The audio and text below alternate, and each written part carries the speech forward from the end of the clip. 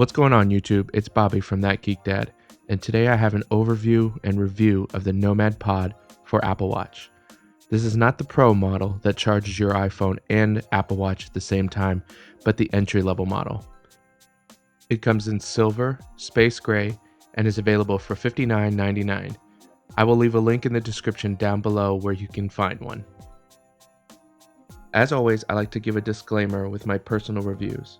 I've used this for about 3 weeks now as a regular and portable charging dock for my Apple Watch. I did buy this with my own money and didn't receive this from any PR company associated with Nomad, nor will I carry any favor with Nomad regardless of the outcome of this video.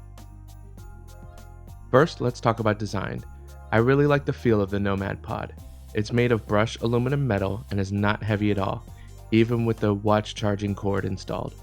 It definitely feels like a sturdy and premium product when holding, but also looks the part when on your desk or nightstand. It's about the size of a hockey puck with a little more weight, but it's still ideal for slipping into a pair of jeans, purse, or put in a backpack for on the go. On the underside of the pod, you have your regulatory information, company website, and a rubber silicone pad that keeps the pod from sliding around on your nightstand or desktop.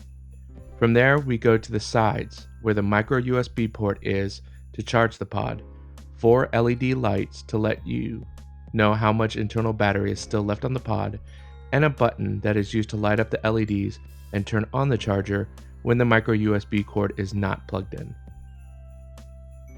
On the inside of the pod is where you plug in the watch charger and wrap it around until you run out of cord, then place the magnetic charger on top with grooves provided to make sure the charging disc is held firmly in place. Side note, the Nomad Pod does not come with an Apple Watch charging cord, so you'll have to use the one provided to you by Apple. A pro tip, if you plan on having the pod but also want another Apple charging cord, buy the smaller 1 meter cord and use that on the inside of the pod so that you don't have to worry about tightly wrapping the cord to fit as snug as possible. Once you have the cord tightly installed, you line the magnets on the inside of the pod with the magnets on the underside of the pod lid, and this will seal everything in. The magnets work great as the seal is tight and the lid won't come off if you hold the pod upside down or it rattles around in your backpack. Once you have the charging cord installed properly, then charging the Apple Watch is as easy as putting the watch down on the exposed magnetic disc, even with a thin watch bumper installed like I have on my watch. If you have the pod plugged into the wall, the watch will begin charging immediately. If you have the pod on its own, once you place Apple Watch down on the magnetic disc, you will have to hit the button on the side to begin charging. The pod houses an 1800 mAh battery, which Nomad claims will get you 4 hours of full charge on the go, and I have to agree with that claim. The only problem with charging on the go is once the Apple Watch hits 100% charged, the pod will shut off.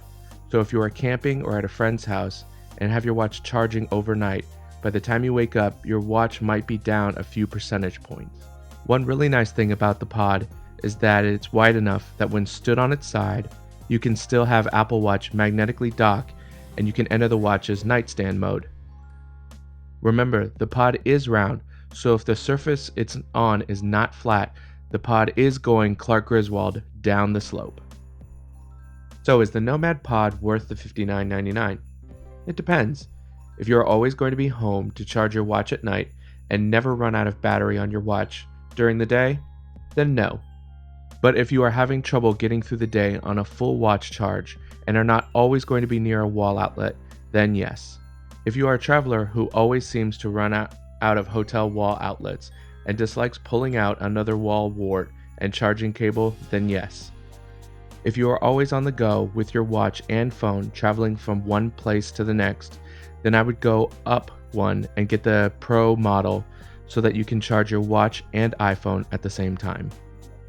For myself, I am keeping it as I love the functionality of being a standalone dock as well as very portable in an instant when the need arises. So that's it for my review. If you like this video and you want to see more, please make sure you hit that subscribe button. If you also like this video, Please hit the thumbs up as it really helps out the channel so that I can bring more tech reviews, unboxings, and first impressions. If you have any questions on the device, please leave a comment down below and I will get back to you as soon as possible. With that, thank you very much, be excellent to each other, and I will talk to you again soon.